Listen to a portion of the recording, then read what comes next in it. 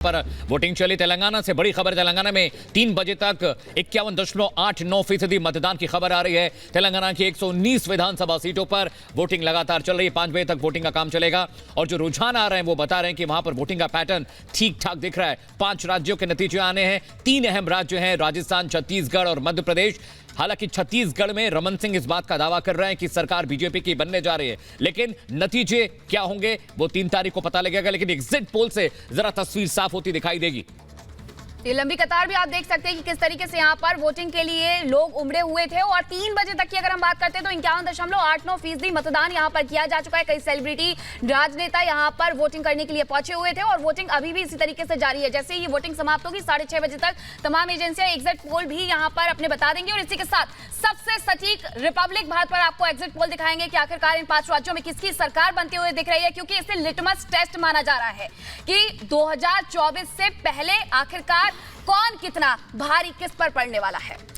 तो अहम हो जाता है। देखिए, अभी हम आपको तेलंगाना के बारे में बता रहे हैं जहां पर वोटिंग जारी है। वोटिंग खत्म होने के साथ फिर एग्जिट पोल की शुरुआत होगी। रिपब्लिक भारत पर बड़ी कवरेज लगातार आप देखेंगे। एग्जिट पोल के सटीक नतीजे रिपब्लिक भारत आपको सबसे पहले देगा, क्योंकि अहम हो जाता है। फिर चाहे हम मध्य प्रदेश की बात करें या फिर हम राजस्थान की बात करें, छत्तीसगढ़ की बात करें, मिजोरम की बात करें, तेलंगाना की बात करें, क्या रिवाज बदलेगा या रिवायत बदलेगी, सबको इंतजार इसी बात का। और हमारे साथ खास मेहमानों का पैनल भी होगा बातचीत करने के लिए। जी, लेकिन सबसे पहले ग्राउंड जीरो पर चलते। सुजाता हैदराबाद से जुड़े, अमरदीप भी हमें तस्वीरों में दिखाई दे रहे हैं जो जयपुर से रिपोर्ट कर रहे हैं। साथ ही साथ सत्य विजय भोपाल का हाल बताएंगे। सबसे पहले सुजाता के पास चलते। सुजाता, किस तरह का वोटिंग पैटर्न है, क्या लोग पहुंच रहे हैं वोट करने के लिए? बिल्कुल अमित, श्वेता, अनामिका, जैसा मैंने सुबह कहा था बात नहीं है, यहाँ पे थोड़ी सी स्लो वोटिंग जरूर होती है, लोग थोड़ा लेट जागते हैं। और अब देखिए जैसा कि करीब 52% मतदान हो चुका है। इस वक्त मैं गोशा महल विधानसभा क्षेत्र में मौजूद हैं कि बूथ नंबर 1, 103, 104, 105 है इसके अंदर। यहाँ पर थोड़ा वरना मैं आपको दिखाती, लेकिन यहाँ आपको उस तरह की सुजाता आपके पास लौटेंगे, लेकिन इसी के साथ हम अमरदीप का भी रुख कर लेते हैं। जयपुर में मौजूद है। थोड़ी देर पहले की बात करते हैं तो यहाँ पर अशोक गहलोत ये बयान देते हुए नजर आ रहे हैं कि धर्म का कार्ड नहीं चला तो हमारी जीत पक्की है। लेकिन जनता क्या कह रही है, यहाँ रिवाज बदलने वाला है या फिर ऐसा ही चलने वाला है जैसा कि अभी कांग्रेस के द्वारा कहा गया है? कि मेरे साथ में राजस्थान बीजेपी के प्रदेश अध्यक्ष सीपी जोशी हैं, मिठाई खा रहे हैं और कार्यकर्ताओं से बातचीत कर रहे हैं। एग्जिट पोल से पहले एक्सक्लूसिव वो हमारे साथ में बातचीत कर रहे हैं। सर, राज या रिवाज बदलेगा, कौन सी सीट?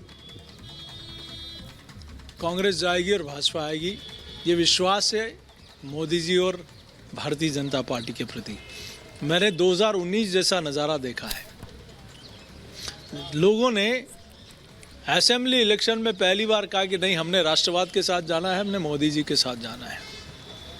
लोग अपनी गाड़ियों से निकलकर मतदान केंद्र पर गए, वोट डालकर घर चले गए।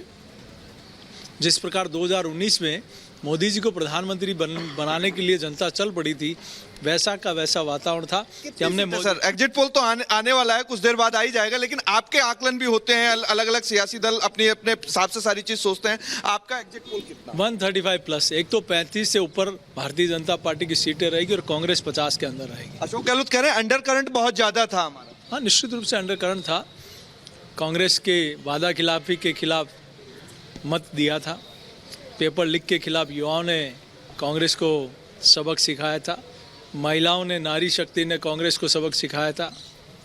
आपने तुष्टीकरण किया 5 साल। आपने त्योहारों पर प्रतिबंध लगाया, भगवा पताका पर प्रतिबंध लगाया, प्रभु श्री राम के नारे लगाने पर FIR लॉन्च करी। आपने राम दरबार को बुलडोजर्स तोड़ा, आपने शिव मंदिर को ड्रिल मशीन से तोड़ा। आपने एक त्यौहार पर 24 घंटे बिजली, एक त्यौहार पर आप तुष्टीकरण कर रहे हो। तो अंडर करंट निश्चित रूप से था। एक महत्वपूर्ण सवाल है, पूरी राजस्थान पिछली बार बीजेपी वीक कर गई थी, इस बार कितना उम्मीद है? क्योंकि सचिन पायलट की वजह से वो हिस्सा जो था पूरी राजस्थान का, वो बहुत ज्यादा पिछले चुनाव में देखने को मिला था कि कांग्रेस के पक्ष में गया था। 19 से ज्यादा सीटें वहां पे हैं, लेकिन इस बार बीजेपी का परफॉर्मेंस किस तरीके से रहेगा? क्योंकि कांग्रेस जो है सचिन पायलट का यूज बहुत बेहतर तरीके से ले नहीं पाई। उस पूर्वी क्षेत्र में कांग्रेस ढूंढने पर भी नहीं मिलेगी। ये हालात इस बार कांग्रेस के हैं वहाँ।